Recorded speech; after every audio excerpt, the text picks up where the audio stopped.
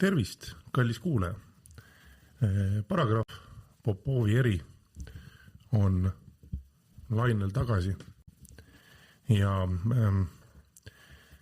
mõni võiks öelda, et šokeerival kombel lastakse ikka veel eetrisse väike selline revolutsiooniline vastuhakk noorte keeli väljendades liiga mainstream meediale. Aga see selleks tore, et kuulate. Olen saanud tagasisidet, olen võtnud selle tagasiside teadmiseks ja luban, et annan kõik endast sõltuva. Nii palju, kui see minust endast nendel segastel aegadel sõltub. Et asi paremaks läheks. Nii et kui siin keegi kuulab ja leiab, et asi ikka veel ei ole paremaks läinud, siis palun andke mulle kindlasti teada. Ja siis vaatame, mis teha annab, et kui enam midagi muud üle ei jää, siis on alati, nagu öeldakse juba ajaloos, olemas ka lõplikud lahendused eksisteerivale probleemile eetri risustamise näol. Ja siis me võtame need lõplikud lahendused ette. Ja senimaani oleme siis rääkinud või mina olen mulisenud ja auväärne kuulaja on võtnud vaevaks kõrv peale visata, mis on ütlusena mulle alati jubedalt meeldinud, sest see tekitab rohkem küsimusi kui vastuseid, et miks ainult üks kõrv, kus teine on, kuidas peale visata. Aga see on praegu natuke selline Mary Shelley Frankensteini deontoloogiline lahkamine. Aga sellega me täna kindlasti ei tegele. Mine tea, võib-olla ma suudan eetris olla nii kaua, et kunagi saan ma teha veel ühe unistuse teoks ja rääkida endale väga südamelähedasest õigusteooria valdkonnast nimega õiguse kirjandusega. Täna oleme me siin selle jaoks, et liikuda edasi selle rahvusvahelise õigusega. Siiamaani oleme me rääkinud sellest, kuidas rahvusvaheline õigus on riikide poolt loodud tänase päevani. Oleme natuke rääkinud sellest, et kust see õigus tuleb ja kuhu ta võib-olla läheb.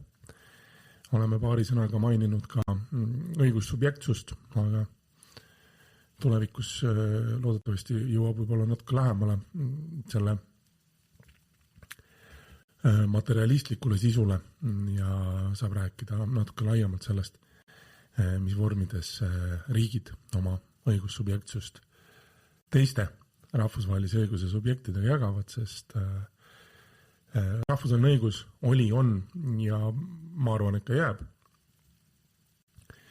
riikide loodud pärusmaaks, aga täpselt nagu siseriiklikus õiguses on ka rahvusvahelisel tasandil erinevad delegeerimisnormid ja võimu delegeerimise viisid. Meile võib olla kõige igapäevasemalt tuttavamad on erinevad õigused, mida üksikisik riikide vaheliste kokkulepete ja kokkulepete alusel toimuvate läbikäimiste kaudu saab, aga samuti ka rahvusvaheliste organisatsioonide tegevus. Oleme me jälle taaskord küsimas neid küsimusi selle kohta, et kas NATO on, kas NATO jääb, kas ta tuleb, kas ta läheb. Kõik on olulised küsimused, neid kõiki peaks küsima ja peaks küsima nii, et ei peaks kartma seda, et keegi ütleb sulle, et sa oled võõrvõimu agent ja ei usalda lääne kokkuleppeid. Kriitilised küsimused on alati olulised, nad muudavad kokkuleppeid tugevamaks, mitte nõrgemaks, sest rahvusvahelise õiguse puhul, eriti rahvusvahelise õiguse allikate puhul, on väga oluline arvesse võtta kahte sellist, ma ütleksin, praktilist soovitust. Esimene on see, et nagu ma juba eelnevates episoodides mainisin, rahvusvahelise õiguse allikad ei ole kivisse raiutud. Meil ei ole omamoodi sellist Hammurabi koodeksi kivi või ilusat proklamatsiooni mõnelt juhilt. Meil on ÜRO rahvusvahelise kohtu statuut, selle eelkäija Rahvaste Liiga alalise rahvusvahelise kohtu statuut, mis on siis aluseks maailma teise ja kui ma nüüd väga puusse ei pane, siis võib-olla mõni ütleks, et kolmanda, aga ma arvan, see vahepeal oli veel. Aga ütleme siis, võtame Rahvaste Liiga pärandist alates. Maailma teise rahvusvahelise kohtuorgani aluseks oleva lepingu nii-öelda tuumakaks sisuks oleva loeteluga, mis on juristide poolt välja mõeldud, rahvusvaheline juristide komisjon, International Committee of Jurists, rahvusvahelise haardega MTÜ, oleks vist õige öelda, et rahvusvahelise organisatsioone jagatakse riikide või valitsuste vahelisteks või nagu mõned ütlevad, riikide vahelisteks ja siis nii-öelda teiste organisatsioonide ja võib-olla siis ka üksikisikute vahelisteks, et mulle isiklikult lihtsalt kiire kõrvalvõikale meeldib see võrdlus rahvusvahelise haardega MTÜ-ga, sest näiteks Amnesty International või Human Rights Watch, 2 sellist suuremat inimõiguste alase informatsiooni kogumise gruppi, nad koosnevad eri riikides asutatud Amnesty või siis Human Rights Watchi allharudest. Või ajalooliselt selline huvitav näide oleks rahvusvaheline Punase Risti liikumine või siis Punase Risti ja Punase poolkuu või kunagi oli ka selline sümbol, mis mine tea, kui Iraani revolutsioon kunagi läbi saab, äkki tuleb tagasi. Punane lõvi ja päike. Aga näiteks Iisraeli Punase Risti ja Punase poolkuu liikumine ei kasuta ei risti ega poolkuud, vaid taavetitähte. Aga nad on muuhulgas üheks osaks sellest organisatsioonist, läks rahvusvahelise Punase Risti keskkomiteele ja selle tegevusele siis rahvuslikud Punase Risti ja Punase poolkuu liikumised, eks Eesti Punane Rist, ja nende iga 2 aasta tagant toimuv liikumise konverents, kus siis tullakse kokku ja tehakse otsuseid. Et kuhu ma selle kõigega jõuan on see, et rahvusvahelise õiguse allikad on meile andnud lihast ja luust inimesed, juristid, kellele siis eelmise sajandi 20. aastatel anti auväärne ülesanne, et olge nii kenad ja pange midagi ilusat kirja, et siis me teaksime ja me oleme selle nimekirjaga siin varasemalt ette kandnud, võib-olla kiirem selline meeldetuletus. Kõik saab alguse rahvusvahelistest kokkulepetest, üldistest või erinorme loovatest. Siin erinorme loovat on võib-olla natukene segadust tekitav terminoloogiline valik minu poolt, sest üld- ja erinorme saavad luua ka need üldised konventsioonidega, aga siin vast on mõte selles, et me saame kas rääkida näiteks niinimetatud raamlepingutest, kus lepitakse kokku riikide vahelise suhtluse alusprintsiibid või pannakse paika mingid üldisemad eesmärgid omavahelises suhtluses. Aga me saame rääkida ka väga spetsiifilise eesmärgi lahendamisele suunatud kokkulepetest. Eesti jaoks võib olla selline üks kõige relevantsemaid oleks Ühinenud Rahvaste Organisatsiooni mereõiguse konventsioon. Tänapäeval akadeemilises kirjanduses on inglise akronüümi UNCLOS esimest 2 tähte vahepeal ära kaotatud ja mõned natuke restruktureerivad, mõned ütlevad LOSC, Law of the Sea Convention, mis minu meelest ei tee au ÜRO-le, et võiks neid ikkagi tänada selle eest, et mitukümmend aastat aidati lepingut koostada. Või siis näiteks troopilise puidu konventsioon, The Tropical Timber Convention, mis on keskkonnaõiguses selline, või rahvusvahelises keskkonnaõiguses vägagi omapärane, sest ühelgi teisel puidul oma lepingut ei ole ja üldiselt metsandusega tegelevaid või metsandust kaasavaid küsimusi lahatakse kõigi teiste konventsioonide raamistikus niimoodi laiemalt.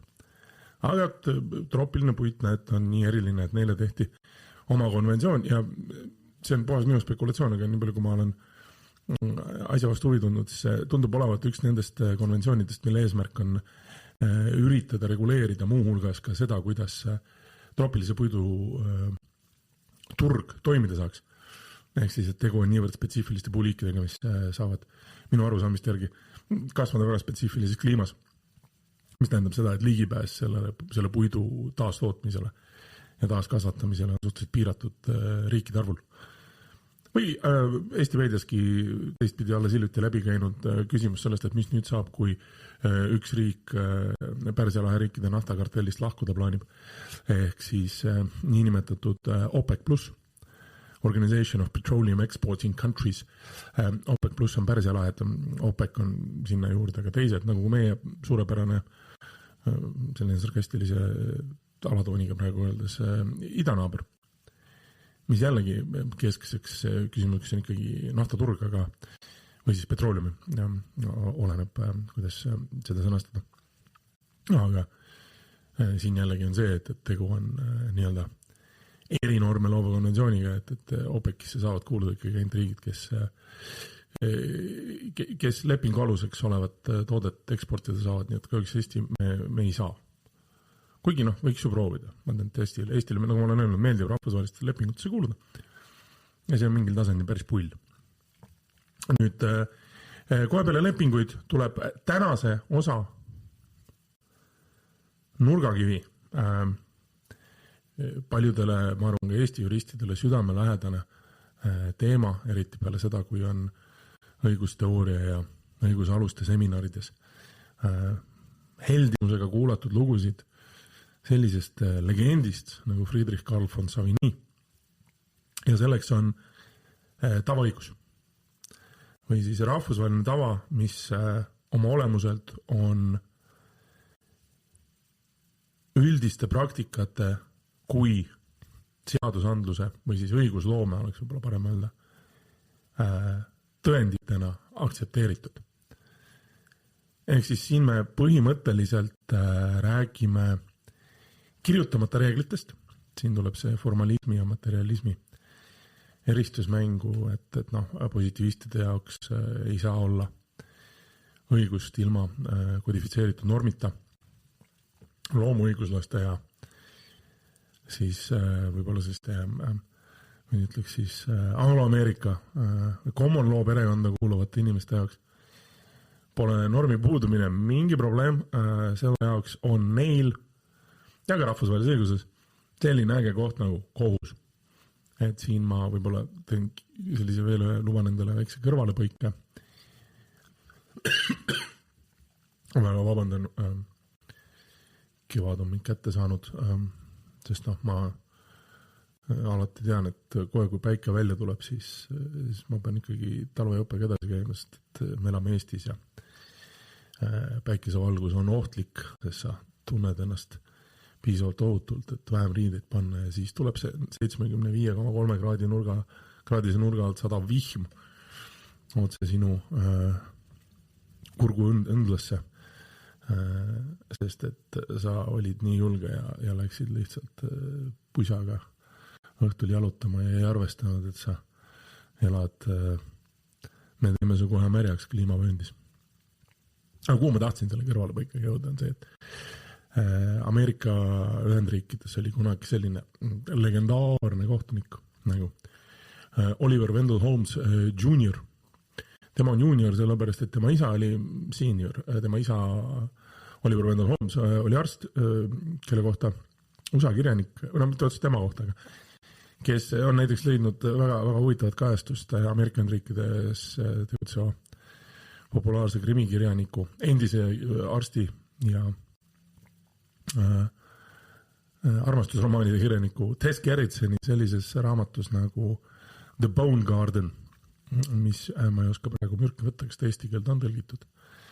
Aga seal muuhulgas on keskmes siis doktor Oliver Wendell Holmes, kes viktoriaanlikus Inglismaa Londonis, Ühendkuningriigi pealinnas, Muduses Albionis, ühte pahalast taga ajab. Aga tema poeg Oliver Wendell Holmes Jr., sest nimi ilus, miks mitte ära kasutada, oli minu mäluriga Ameerika Ühendriikide ajaloo üks noorimaid ülemkohtu kohtunikke, Ameerika Ühendriikide ülemkohtu kohtunikke siis, et seal teatavasti peab vahet tegema föderaalsel ja osariiklikul õigussüsteemil. Ja tema on muu hulgas kuulsust kogunud ka sellega, et ta on niinimetatud Ameerika õigusrealismi teooria rajaja ja tema selliseks tsentraalseks teesiks, nagu mina seda loen, oli see, et kohtunikud, kui nad siis common law standardite järgi võtavad endale vastutuse õigust luua, peavad oma otsustes mitte ainult ütlema, mis see õigus on, vaid ka lahti seletama, milline see õigus konkreetselt on, õigusnorm, ja kus kohast ta tuleneb. Ehk siis seal mängib tavaõigus väga olulist rolli läbi selle, et kui pretsedentide kaudu siis õigust kas laiendatakse, kitsendatakse, täpsustatakse või täiesti uut õigust luuakse, milleks kõigil kohtunikel alati julgust ei ole ja see on minu meelest väga, väga mõistlik ja arusaadav asi, sest see on suur vastutus. Aga see oli see, mida Oliver Wendell Holmes oma teoorias ka ütles, et see on kohtuniku vastutus teha kõik endast sõltu ja veenduda oma parima äranägemise järgi, et osapooltele on selge, mis see õigus on. Ehk siis, kui mõnda väidet ei aktsepteeritud või peeti mitte oluliseks, siis ei piisa selle lihtsalt kõrvale heitmisest, vaid väärikas ja viisakas oleks ära seletada, miks siis auväärse kohtuniku või kohtunike kolleegiumi nimel norm ei rakendu. Aga kui kellelgi on sügavam huvi, siis meil on õnneks olemas ligipääs andmebaasidele ja Hain Online on näiteks hea koht, kus otsida selliseid tekste nagu Oliver Wendell Holmes Jr. The Path of the Law, õiguse rada. Hästi ilus kõne selle kohta, kuidas õigus töötab ja mis õigus on.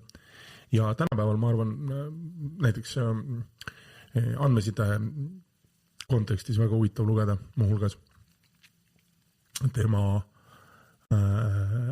sellise natuke obskuursema pealkirjaga The Law as Science and Science as Law, õigus kui teadus ja teadus kui õigus või teadusõiguses, kus ta juba üle 100 aasta tagasi arutleb väga-väga huvitavalt selle üle, kuidas siis nii-öelda teadusrevolutsioon õiguse loomist aitab ja kujundab. Ja siis, kui me oleme lepingud ja tavaõiguse läbi vaadanud, ootab meid ees õiguse üldprintsiipide kogum, kuigi taaskord statuut mainib küll, et siin tulevad mängu ainult tsiviliseeritud rahvaste õiguse üldprintsiibid, aga tänapäeval vast seda tsiviliseeritud rahvaste doktriini kasutamist kohtab vähem. Õigusajaloos ja õigusteooriast temast ikka räägitakse. Nimetatud mission civilisatrice kõigile prantsuse keele oskajatele minu siiras vabandus selle katse eest hääldada kultuursete inimeste sõnavara. Aga mis sa pööblina teed, vahepeal peab ilusaid asju ka selga proovima siis, kui peremees ei näe. Ja õigusüldprintsiibid on selline huvitav asi, nad olid vahepeal ÜRO rahvusvahelise õiguse komisjoni töölaual ja on viimastel aastatel ilmunud ka huvitavaid artikleid, mitte ainult juristidelt, vaid ka poliitikateadlastelt, kes on puhta teaduslikul meetodil vana hea statistika, mille kohta mina tean väga vähe, peale selle, et mulle meenub üks tore ütlus, et statistika on maailma kõige suurem vale. Aga siin ei tahaks süüdistada, statistika on kindlasti vajalik ja meil on hakatud tegema sõna otseses mõttes tänu tehisintellektile ja arvutitele teadustööd selle kohta, et lastakse siis toredatel arvutitel läbi analüüsida rahvusvaheliste kohtute lahendeid ja vaadata, millistele õigusprintsiipidele seal viidatud on ja kui palju. Ja siis, kui need esimesed 3 lepingud, tava ja õigusüldprintsiibid meid kuskile ei vii, siis mõni võiks öelda, et me oleme põhimõtteliselt omadega harjutuskohtu võistlusel ja kohe noored tropivad banger argumendi, tõlgin eesti keelde, tuleb veel teravat ja siis on meil valida kas siseriiklikud kohtulahendid või ka teiste tribunalide kohtulahendid. Rahvusvahelisel tasandil eksisteerib näiteks selline asi nagu Berghaus Principles of Ethics for International Courts and Tribunals. See oli selline, kui ma õigesti mäletan, 2008. aastal välja töötatud rahvusvaheliste kohtute ja tribunalide kohtunike ja töötajate ühise sellise väikse happeningi. Korraldati muidugi Haagis, kus siis veel Haagis taha ja peole. Sest ajalugu näitab, et kohtud ja tribunalid ei pruugi alati omal väga hästi läbi saada. Kunagi kurikuulsalt ÜRO rahvusvahelise kohtu presidendi kõnes ÜRO Peaassamblees selle kohta, kuidas siis kohtu läheb ja põhimõtteliselt andke raha. Aga minu mälejärgi oli see Gilbert Guillaume, kes presidendina muulgas tõi välja, et juhtunud on väga-väga halb asi.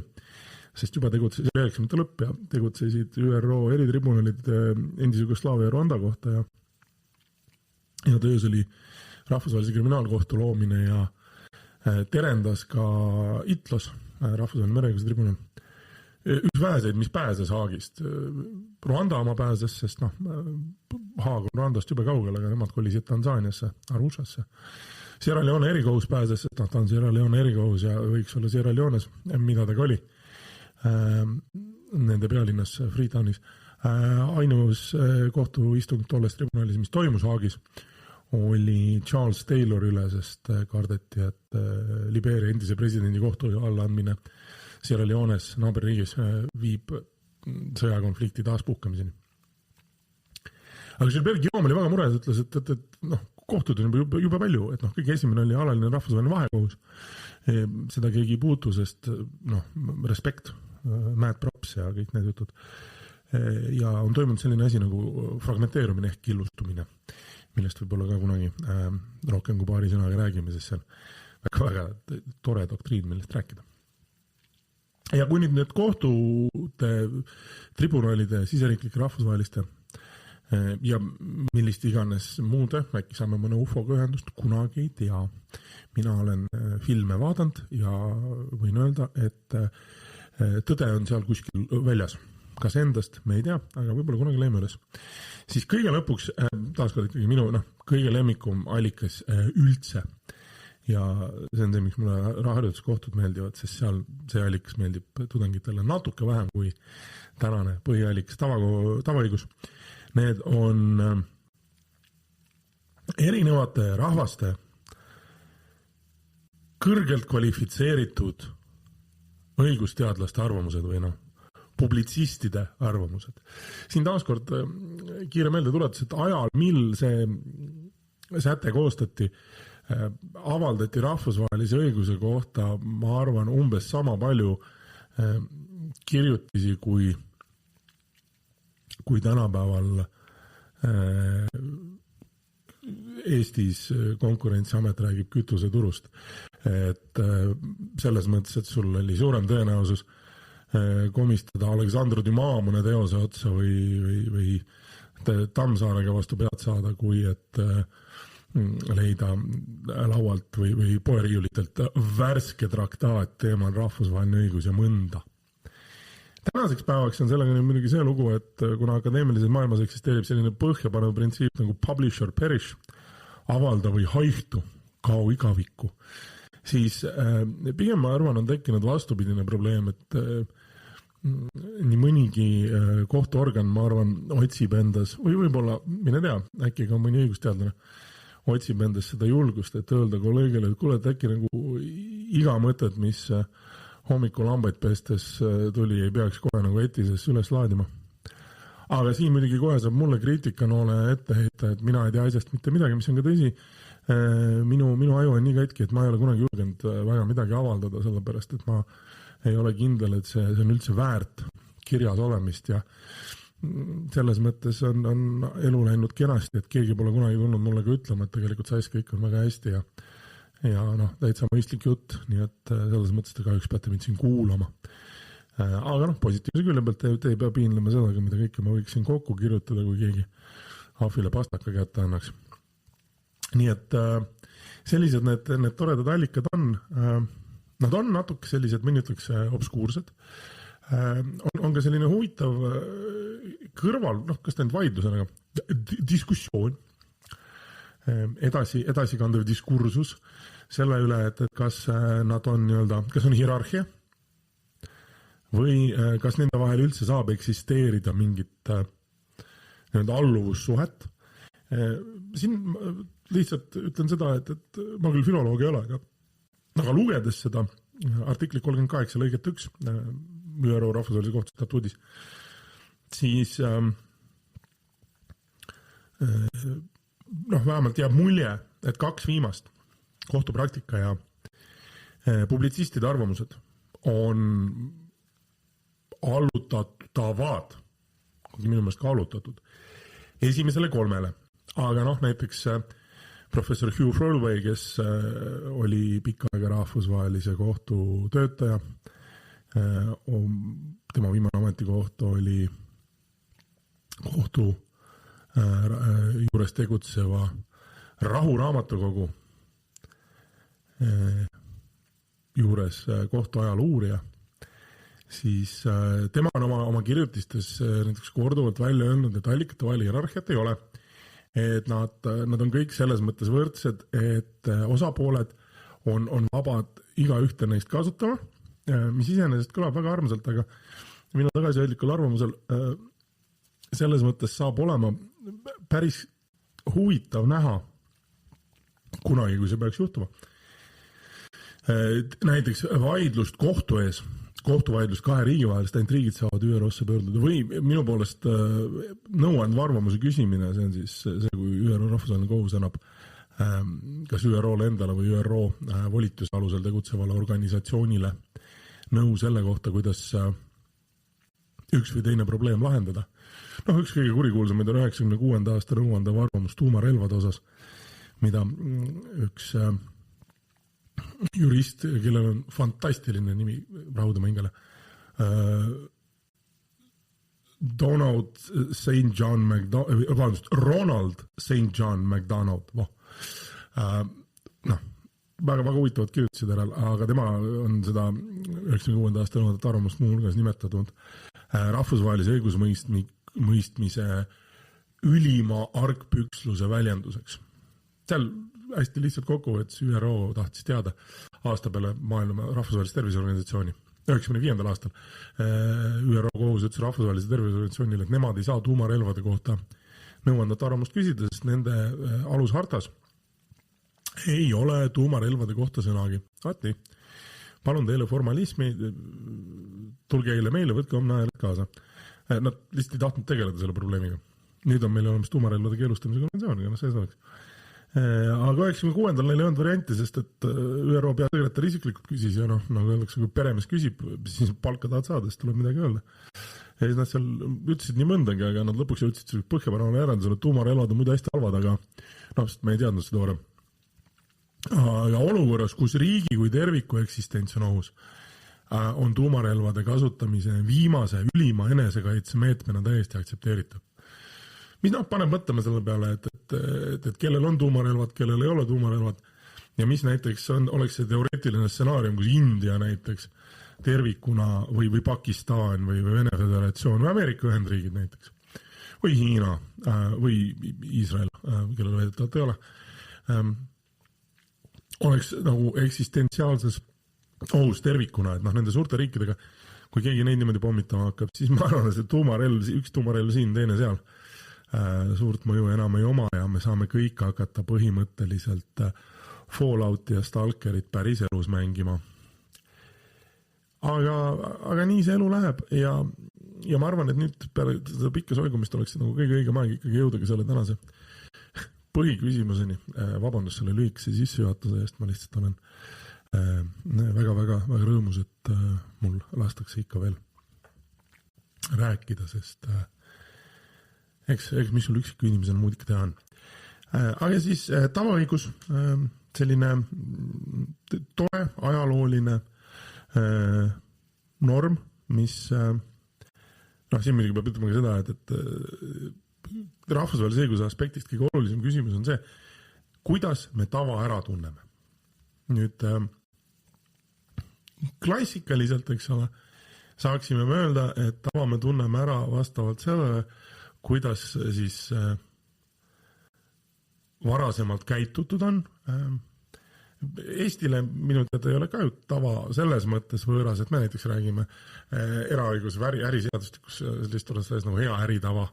Me küll täiesti loogiliselt väga ei sisusta seda, sellepärast, et muidu juhtub see formalistlik mure, et kui me ühe korra ära sisustame, siis kõik, mis selle loogilise definitsiooni alla ei lange, jääb sealt välja ja siis me oleme vaidluse juures tagasi ja mõni võib öelda, et kui see nagu hea äritava alla ei lange, siis on see halb äritava, aga küsimused ikkagi jäävad.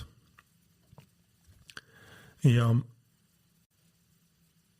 siin põhiline idee rahvusvahelisel tasandil, vähemalt kui me võtame rahvusvahelise kohtu vaatest, on selles, et tavanormi tuvastamine sõltub kahest elemendist. Üks on siis riikide ja laiemalt rahvusvahelise õiguse subjektide käitumismuster, nende praktika, mida nad teevad, mida nad ei tee. Positiivism tuleb siin selles mõttes väga jõuliselt appi. Eriti just, kui me mõtleme siis nii-öelda kodifitseeritud seadusandlusega riikide peale, siis seal nii-öelda nende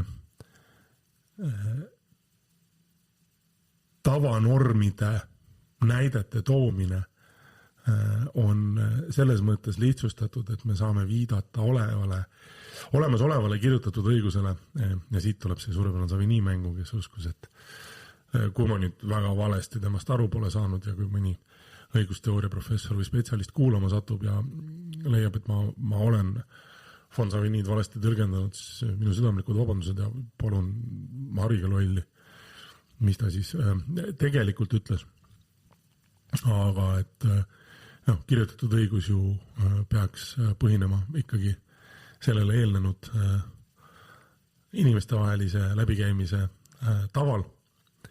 Ja teisipidi võib-olla selles common law süsteemis nende tavanormide üle või käitumismallide üle, kui niimoodi sotsioloogiliselt võtta, on vaieldud ka siis kohtutes ja seal on olukorrad, kus me saame rääkida sellest, et kohtulahendist võib välja lugeda tavanormi kirjeldusi läbi viidete, kas siis õigussubjektide või õigussubjektide poolt õiguse objektide suunas kasutavate tavade kohta. Küsimus loomade õigusest ja mõned tänapäeval räägivad ka taimede õigusest, mis on selles mõttes filosoofilist ja õigusteoreetilist väga huvitav dispuut. Aga hetkel jääb paraku minu teadmiste pagasist kõrvale. Ehk siis tavaõiguse jaoks kõigepealt me peame vaatama, mida praktika on, mida riigid teinud on, kuidas nad seda teinud on, kui tihti nad seda teinud on. See on siin jällegi, kui praktiliselt näide tuues ÜRO mereõiguse konventsioon väga tugevalt põhineb muuhulgas levinud meresõidu tavadele ja kommetele. Näiteks vana hea kapteni sõna on laevas seadus. Mereõiguse konventsiooni alusel me teame, kes ei tea, siis võib seda lugeda, et laeva sisenemine ilma kapteni loata on keelatud, välja arvatud juhul, kui tegu on kas näiteks sadamariigile või ümbritsevale keskkonnale ohtliku olukorraga, aga ka siis on selline eeldus, et me üritame ikkagi ka laevakapteni ja laevaperega kontakti saada, et tuvastada, kas neil on abi vaja, kas olukord on piisavalt ohutu selle jaoks, et siseneda ja nii edasi. Ja siin selles mõttes ÜRO mereõiguse konventsiooni väljatöötamise materjalid ja mereõiguse kui sellise kodifitseerimine on meeletult huvitav protseduur, mille kohta siis ajalooliselt lugeda. Sest siin ma toon sellise võib-olla natuke meelevaldse analoogia, aga mulle on see korduvalt meenutanud vähemalt oma teadmisi sõjaajaloost ja Eesti Vabariigi mereväe loomisest, kus vabadussõja aastatel sai ka ju minu mõistmises Eesti sõjaajaloost ja siin suured vabadused doktor Igor Kopõtini ja doktor Ivo Juurvees, kui ma nüüd mingit täiesti villast viskan, et eks te siis saate mulle pärast oma monograafiatega vastu larfi jagada. Et aga ühel hetkel vaprad sõdurid mõistsid, et meil võivad ju paadid olla, aga keegi peab teadma ju, kus kohast nendega ohutult läbi saab ja siis võeti appi kaugsõidukaptenid, kes olid aastaid ja aastaid, mõned aastakümneid meresid seelanud, nagu näiteks härra Pitka, kes teadsid, kus saab ja kus ei saa. Ja see oligi sellise rohujuure tasandil teadmise juurde, talupoja mõistuse juurde minemine. Ja tänase päevani on õiguse üks kõige suuremaid väljakutseid nii-öelda kas ühte sammu hoida, kohati isegi järele jõuda ja kõige olulisem, mitte eest ära joosta sellel, mida inimesed teevad või ei tee. Ja selle praktika määratluse juures on nüüd oluline arvestada ka seda, et praktiline probleem ka tänapäeval on selles, et kuidas me saame võimalikult neutraalselt kindlaks teha, mis see tavanormi või mis see käitumise mudel on, mida me tahame väita, et ta on kas siduv või mitte siduv. Ehk siis, et kui keegi väidab, et tegu on tavaõiguse normiga, siis palju suurem väljakutse on leida mitte lihtsalt see mingi käitumismall ja öelda, et see võib olla tavanorm, vaid selle mündi teine pool. Ja mõni võiks öelda, et kohati ka suurem väljakutse on siduda riikide käitumine selle praktilise normiga. Ehk siis, et kui me väidame, et mingi tegevus, näiteks ÜRO rahvusvahelise kohtu ajaloos on olemas selline kaasus nagu the asylum case, ehk siis asüülikaasus, kus küsimuse all oli see, kas saab eksisteerida Ladina-Ameerika riikide vaheline regionaalne tava selle kohta, et poliitvangidele antakse asüüli kanoonilise õiguse eeskujul oma riikide saatkondades.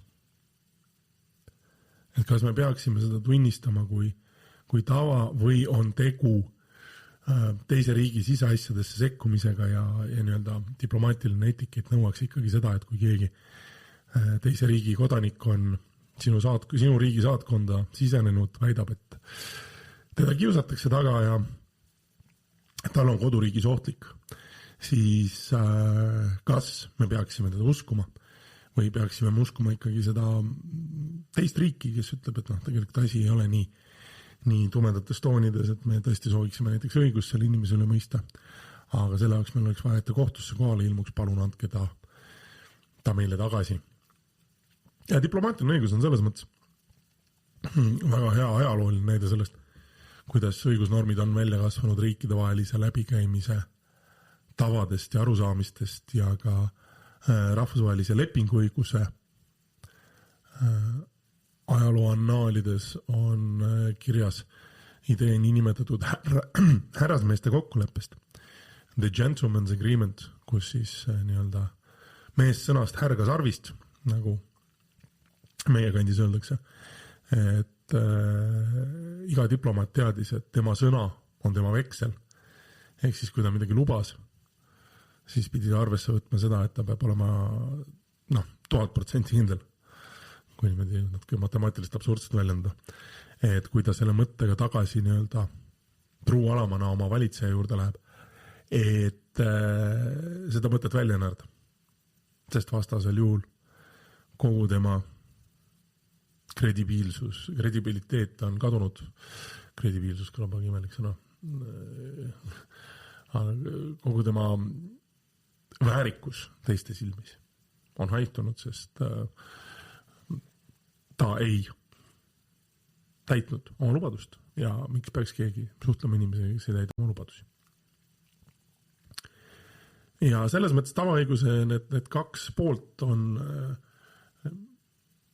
minu tagasihoidlik arvamus just sellepärast nii populaarsed harjutuskohtutes, eriti rahvusvahelise õiguse harjutuskohtutes tudengite seas, sest see tundub olevat selline asi, mis tuleb loomulikult, et kui sul ei tule mõni säte meelde või mõni kohtulahend, siis kuidagi see väike loomuõiguslane sinu sees sosistab sulle kõrva, et ütle, et see on loomuõigus, ütle, et see on tava.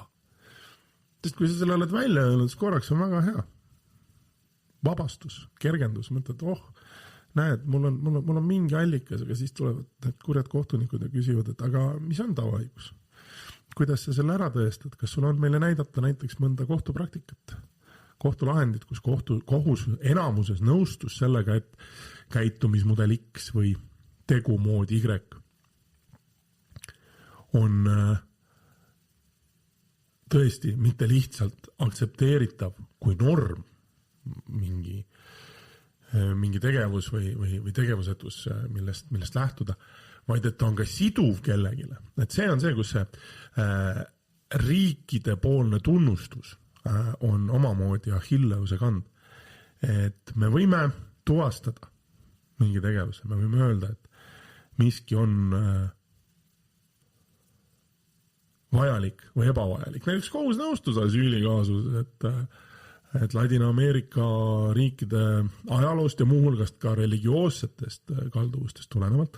Seal vaadati kanoonilist õigust, kirikut ja pühakoda kui varjupaika printsiipi, mu kodu, mu kindlus, nii edasi. Ja kohus jõudski järeldusele, et väide, et riigil on õigus varjupaika tagada oma saatkonnas teise riigi territooriumil. See on siin ka väga oluline, et see inimene ei põgenenud üle riigi piiride, ta läks saatkonda, teise riigi saatkonda oma koduriigi territooriumil, kus teda taga kiusati poliitilise dissidentluse eest. Ja põhimõtteliselt Julian Assange'i kaasus oleks siin nagu selles mõttes omalaadne näide, kus inimene elas aastaid ja aastaid saatkonnas, sest ta ei saanud sealt lahkuda, muidu ta oleks arreteeritud. Aga seal nii-öelda siis asukohariik leidis, et te olete meie territooriumil, et ei ole siin mingit varjupaiga tagamist, et olge nüüd nii kenad, et palun andke meile meie kodanik tagasi, et natuke nagu inimrööviks läheb juba. Aga rahvusvaheline kohus leidis, et ei. Et see territoorium on küll suveräänne, aga nad on loovutanud osa oma suveräänsusest sellele teisele riigile, et too saaks oma siis nii-öelda saatkonna territooriumil seda suveräänsust väljendada ja sellest tulenevalt on tal ka õigus otsustada, kas ta rakendab enda kaitset mittekodanikele. Et see on nii-öelda see tavaõiguse küsimuse puhul käitumismalli kindlaks määramine võib olla keerukas. Näiteks mereõiguse konventsioon räägib meile sellistest asjadest nagu noodulitest ja süvamere kaevandamisest.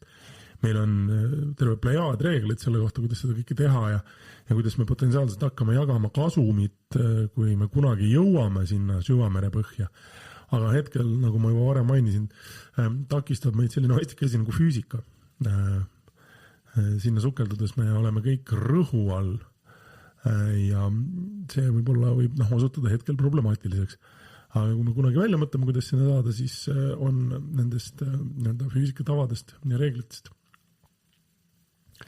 edasi mindud, uued tavad ja reeglid on tekkinud ja siis me saame hakata rakendama seda, aga see praegusel kujul kirjas olev suurepärane süvamere põhja kaevandamise peatükk on kõik ilus jutt, aga me teda praktikas enne rakendada ei saa, kuni me mõne selle nooduli sealt kätte saame.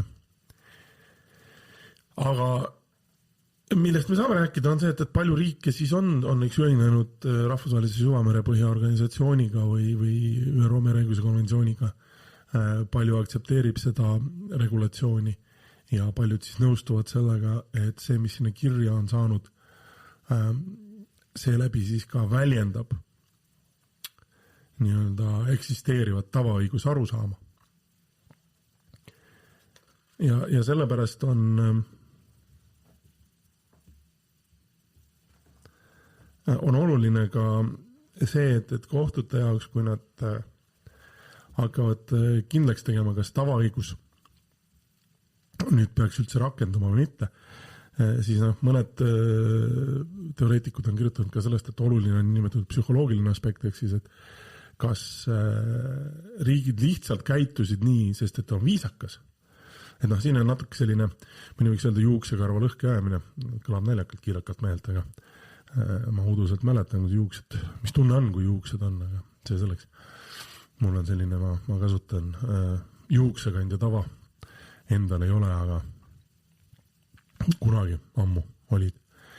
Et praktikasse võib-olla siis ümberpanduna üks põhilisi küsimusi selle kohta, või kuidas on küsimusega, aga postulaata võiks olla see, et kui me väidame, et meil on mingi tavaõiguslik norm, mille me suudame lahti selgitada, ehk siis mis käitumist me eeldame või millist käitumist või kuidas mitte käitumist me eeldame, siis edasi tekib see küsimus, et kas on mõni riik, kes niimoodi ka käitub, ja siis tekib see küsimus, et miks ta nii käitub, et kas ta käitub nii sellepärast, et tal on veendumus, et see on kohustus. See on teda samuti siduv kohustus, mida kas ta on selle kuskil välja öelnud või käitub ta nii sellepärast, et talle pragmaatiliselt lihtsalt tundub niimoodi paslik. Et siin me oleme natuke selles vaidluses selle üle, kas rahvusvaheline õigus on elus või mitte. Sest pragmatism on igapäevane ja me peame paraku sellega leppima. Et alati leidub neid riike ja riigijuhte, kes ütlevad, jah, tegime, aga nüüd enam ei taha. Näita dokumenti, nagu koroona ajal paljud nõudsid. Ja tänapäeval peab tõdema, on rahvusvahelised lepingute olemasolu ja nende levik ja populaarsus selles mõttes ikkagi ulatanud tugevalt abikäe tavaõigusele ja õiguse üldprintsiipidele, et me praktikas ikkagi alustame sellest, et kas midagi on kokku lepitud ja kui on kokku lepitud, siis me hakkame nii-öelda tuvastama seda, miks kokku lepiti ja mida kokku lepiti.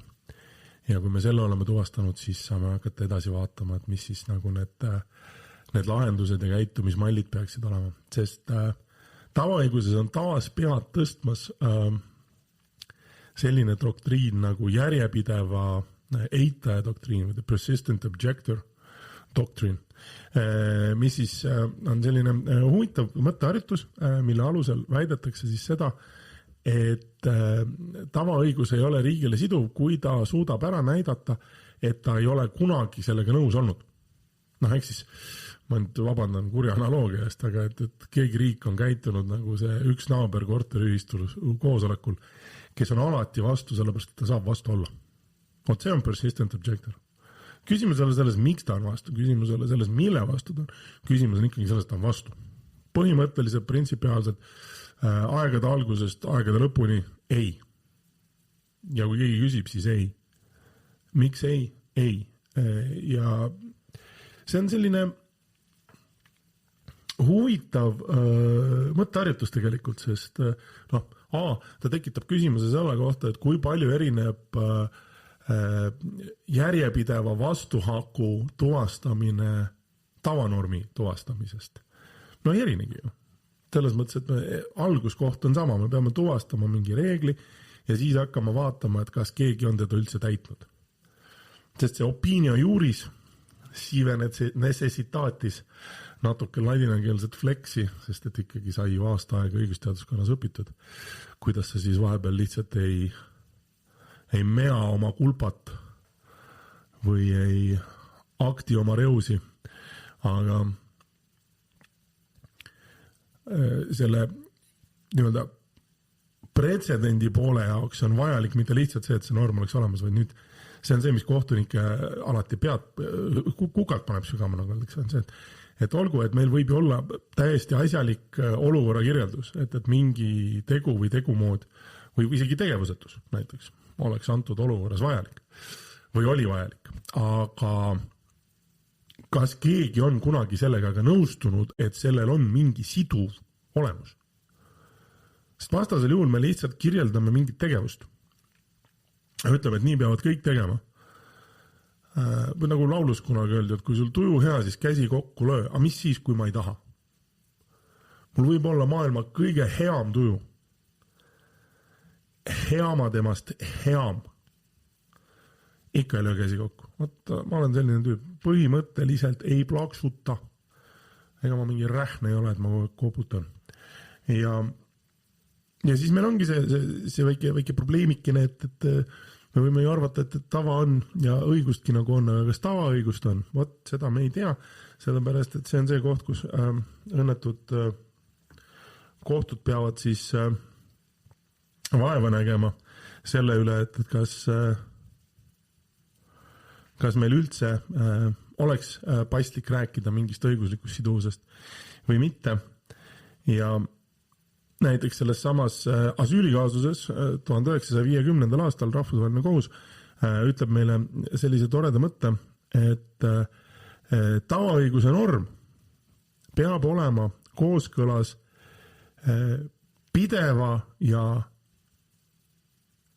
ühepalgelise kasutusega riikide vahel, kellele seda normi omistada püütakse. Ma siin natuke konarlikult võib-olla panen asja ümber eesti keelde. Ma vabandan, ei ole suurem asi filoloog, et kui keegi soovib, saab kohtu koduleheküljelt või telefoniäpist kaasust ise vaadata inglise keelesse. Suurepärane lause kõlab: in accordance with a constant and uniform usage practiced by the states in question. Ehk siis me peame kõigepealt tuvastama selle, et on mingid riigid, selline norm ise endale on ju ka tore, aga see on pigem selline käitumismallide positsioneerimine ja kui see ise ennast kohtusse motiveerima lähed, siis ma kahtlustan, et kohtunik ütleb, et sul on eneseabiraamatut vaja. Aga kui me oleme osapooled tuvastanud ja tahame öelda, et neil siis nagu nende vahel eksisteerib mingi siduv norm, siis peab see kasutusviisi tõendus viitama järjepidevusele, et ühekordsest tegevusest paraku ei piisa. Kuigi siin ma omal ajal tavatsin tuua sellist näidet, et tahate kõige kiiremini näha lagunemas tavaõiguslikku normi, lubage oma elukaaslasele, et viite ta kinno ja siis ei vii, vaadake, mis saab. Ja kui ainult tavaõigusnorm laguneb. Ja ta peab olema ühesugune, järjepidevalt konstantselt sama šablooni alusel, samas vormis, et kui toimuvad mingid muudatused, siis juba tehniliselt tekib ka küsimus sellele, et kas norm kui selline või kas tava kui selline on muutunud. Ja oluline on ka see, et rahvusvahelises õiguses, vähemalt rahvusvahelise kohtu praktika arvates, ajalised piirangud ei ole kivisse raiutud. Ehk siis siin üks selline kaasnev huvitav praktiline küsimus on see, et kui kaua seda normi siis oleks pidanud kasutama või kui tihe see kasutus peaks olema, et me saaksime rääkida sellest, et reegel on tekkinud. Sest kiire kõrvalekaldena kunagi üks selline väljapaistev õigusteadlane nagu Robert Judol Jennings kirjutas essee sellest, ja ta pole ainus rahvusvahelis kohtus, oli kunagi selline tore kohtunik nagu Jia Bing, kes kirjutas sellisest huvitavast õigusvaldkonnast nagu kosmoseõigus. Tänapäeva siis telekommunikatsiooniõiguse omalaadne eelkäija, millest kirjutatakse ka tänase päevani ja muide kõigile telekommunikatsiooniõiguse fännidele seal ja juuratudengitele, kellel võib-olla telekommunikatsiooniõigus huvi pakub, siis on olemas selline asi nagu Manfred Lachsi nimeline, Manfred Lachs oli Poola rahvusvahelise õiguse jurist ja kunagi rahvusvahelise kohtu kohtunik ja muud asjad. Siis Manfred Lachsi nimeline kosmoseõiguse harjutusvõistlus on täiesti olemas, toimub iga 2 aasta tagant samal ajal rahvusvahelise kosmoseõiguse assotsiatsiooni aasta koosolekuga. nii et kui kellelgi kunagi huvi peaks olema, siis ta on küll selles mõttes selline rändtsirkus, et liigub mööda maailma ringi, nii et võib-olla iga aasta ei ole selles mõttes, või iga 2 aasta tagant ei ole alati ehk võib-olla võimalust kuskile kaugemale minna, aga igatahes rahvusvahelisel tasandil või rahvusõiguse tasandil on harjutuskohtuid eri valdkondadele oi kui palju ja tavaõigusest rääkimine on seal suure au sees. Aga igatahes nii Sir Robert Jules Jennings kui kohtunik Bia mõlemad rääkisid sellisest asjast nagu the instant custom, nagu instant coffee, aga tavaga. Et miks ma seda ütlen, on see, et siin nii-öelda tavaõigus saaks hästi robustselt jagada, ütleme 3, kuigi kes kuidas, on üldine tava, on nii-öelda ülemaailmne midagi sellist, mida me eeldame, et riigid teevad olenemata sellest, kus nad asuvad või kas neil on nagu võimalus petrooliumi eksportida või troopilist puitu. Et selline omalaadne väljendus sellele tänapäeva sõjakuritegudest rääkivates kohtulahendites või üldiselt või inimõiguste kohtulahenditest on kunagi Barcelona Tractions Light and Power Company case kaasuses esile kerkinud tore kontseptsioon nimega erga omnes inter partes või siis erga omnes kohustused. Mõte on siis selles, et teatud standardid on riikidele seatud täitmiseks puhtalt sellepärast, et see tundub olevat selline loomuõiguslik kohustus kõigi teiste riikide ees. Aga tänase päevani oli lõpuni selge, miks kohus seda erga omnes asja selles Barcelona Tractions kaasuses rääkis, kuna Barcelona Tractions Light and Power Company case, nagu nimiga juba võiks viidata. Tegelikult on äriõiguslik vaidlus riikide vahel seoses aktsiatega ja rohkem puudutab see 200+ lehekülge põhjapanevat üldotsust